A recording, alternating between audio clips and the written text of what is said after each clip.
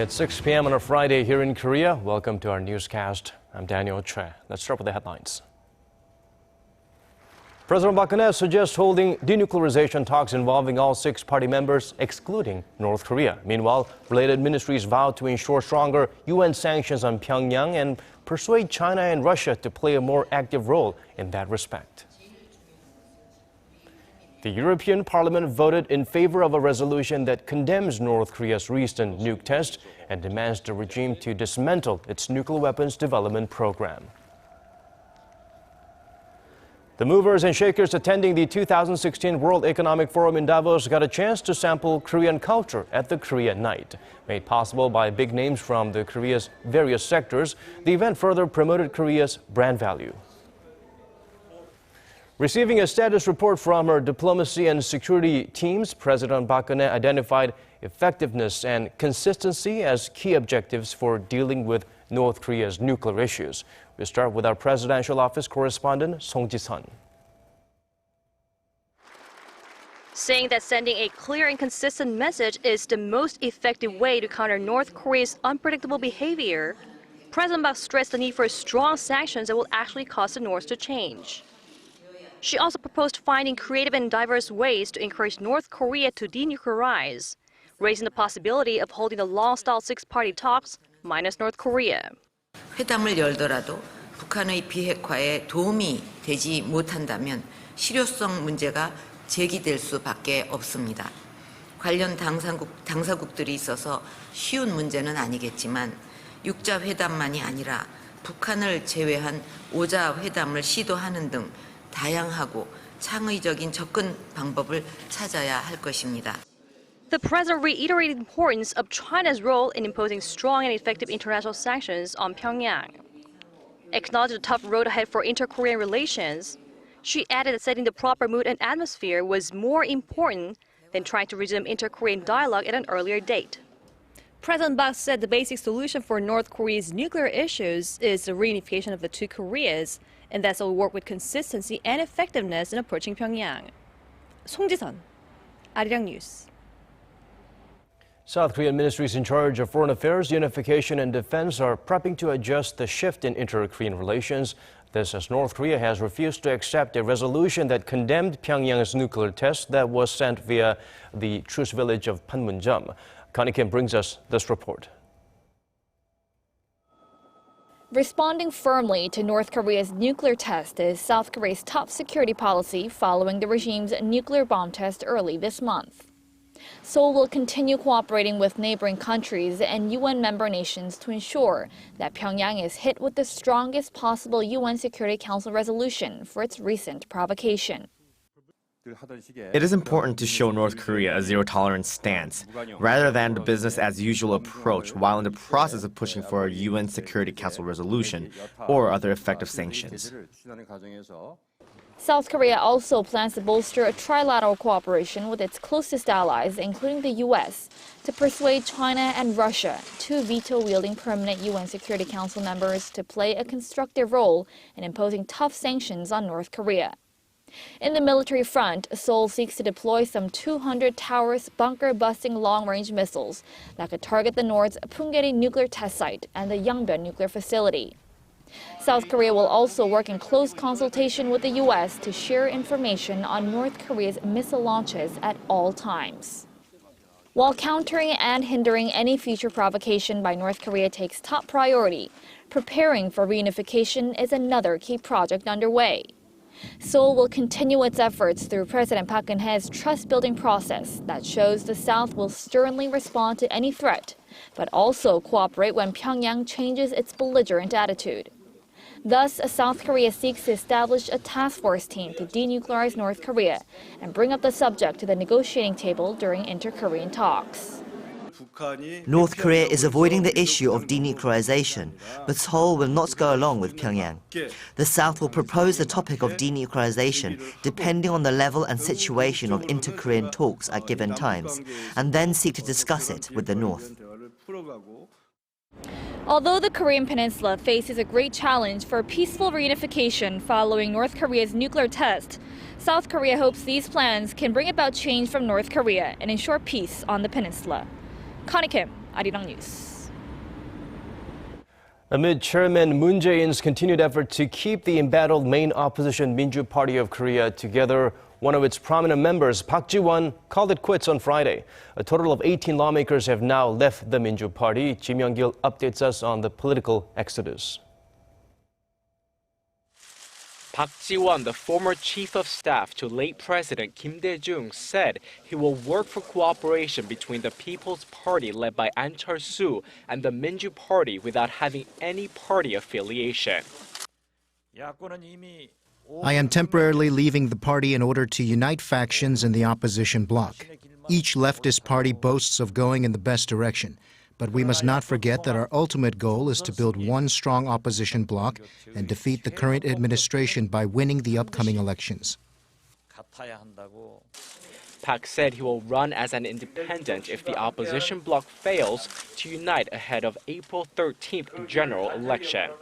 Park, the de facto leader of a group of lawmakers who have their roots in Jeollado province, have been denouncing Minjoo Party chief Moon Jae-in for deepening factional strife between loyalists of late President Roh Moo-hyun and those outside of that faction. Therefore, he said he's leaving the MPK temporarily to unite the various leftist factions that have been created so far in the opposition's home turf of Jeollado province. We need to at least unite the various factions within Jeollado province before the April general election. Then we must strive to form a pan-liberal party in order to win the next presidential election. Park's move comes amid a surprise decision on Thursday by one of his close associates, MPK lawmaker and former acting chairwoman Park Young-sun, who will stay and concentrate on reinventing the Minjoo Party. As different liberal factions rush to form new parties, we will have to wait and see what the state of the opposition bloc is come April 13th. Ji Myung-gil, Arirang News. The Korean government announced its full scale of labor guidelines, a move seen as a push for reform in labor sector to allow more flexibility in the market. Under the new guidelines set by the Labor Ministry Friday, employers can fire noticeably underperforming workers, and companies will have more flexibility to change employment terms. Under the new set of rules, the Labor Ministry expects to lessen the burden of poor performers on their co-workers. Korea's current law allows companies to terminate an employee's contract only under circumstances involving corruption or embezzlement. Labor representatives opposed the move, stressing the government policy will allow employers to more easily dismiss workers and result in poor working conditions.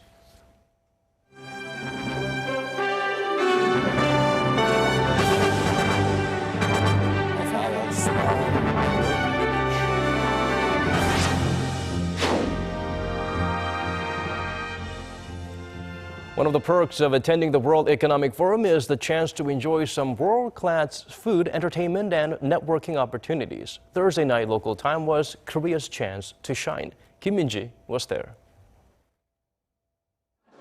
Hundreds of people were able to taste a bit of Korean culture at the Korean Night event. Organized by the Federation of Korean Industries, the event was attended by prominent figures with a guest list including Special Presidential Envoy and Korea's former finance chief Choi Kyung-hwan, SK Group Chairman Choi Tae-won, as well as the CEO of Arirang TV Bang Seok-ho.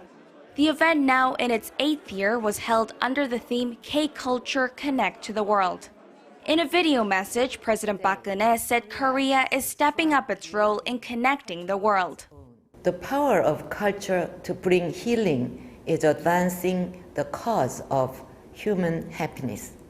At a time when borders are eroding, when our world is increasingly becoming a shared community, I look forward to humanity being brought together and connecting through culture. As the event aims to boost Korea's presence on the global stage, the organizers say the nation's private and public sectors will work together to further promote Korea's brand value. Kim Min-ji, Arirang News, Davos.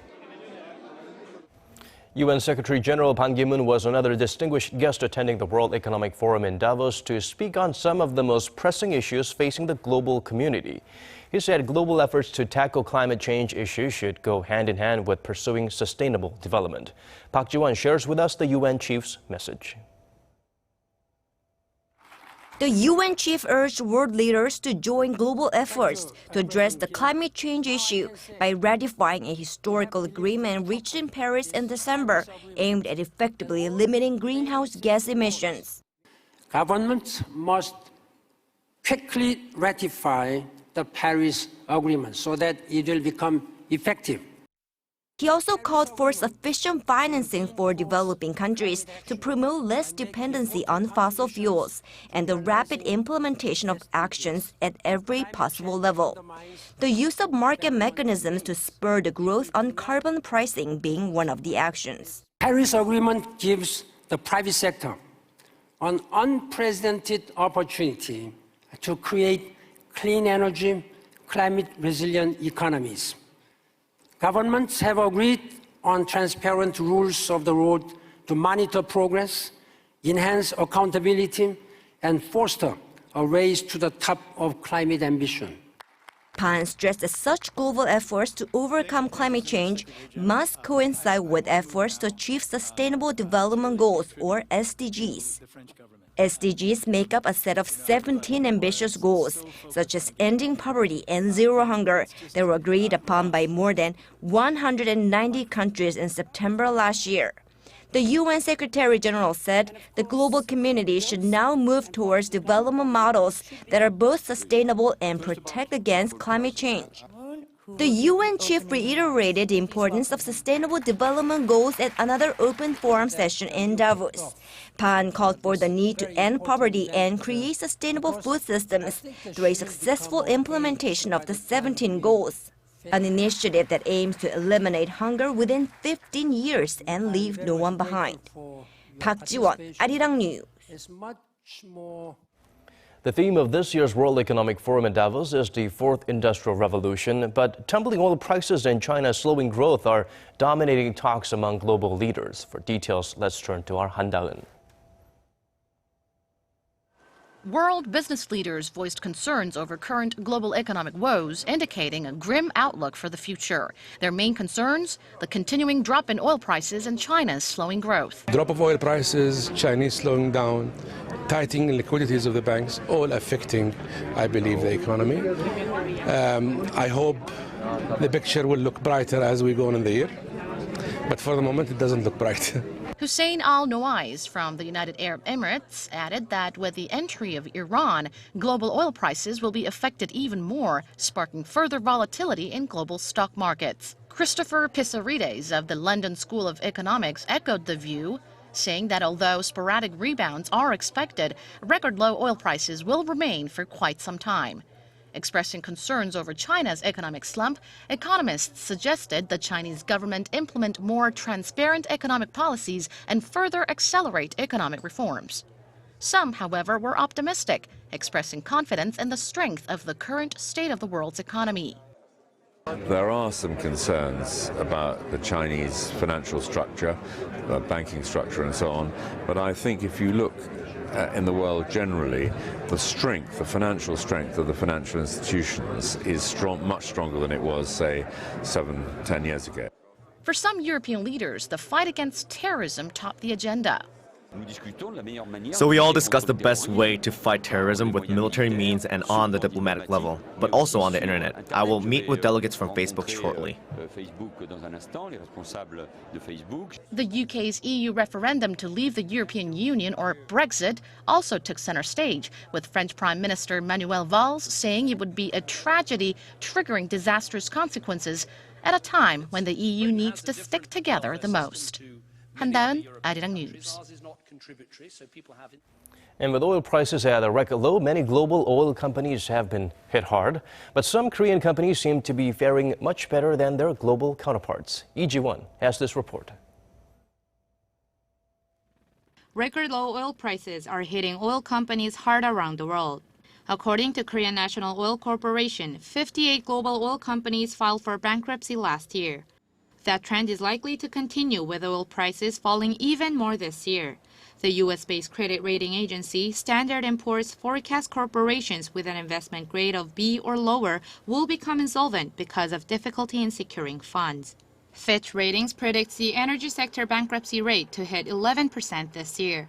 Some major global oil companies saw a decrease of about 40% in performance compared to the same period last year.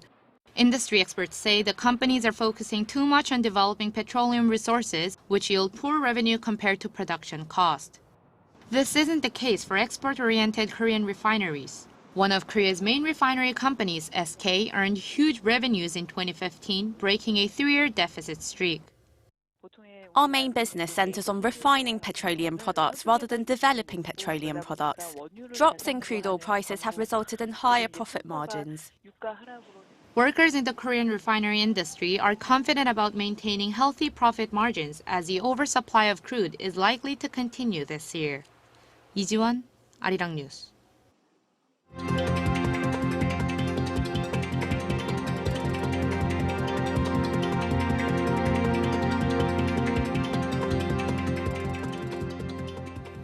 And that's all from us for now. Join us for more at 10 p.m. Korea time. Thanks for watching.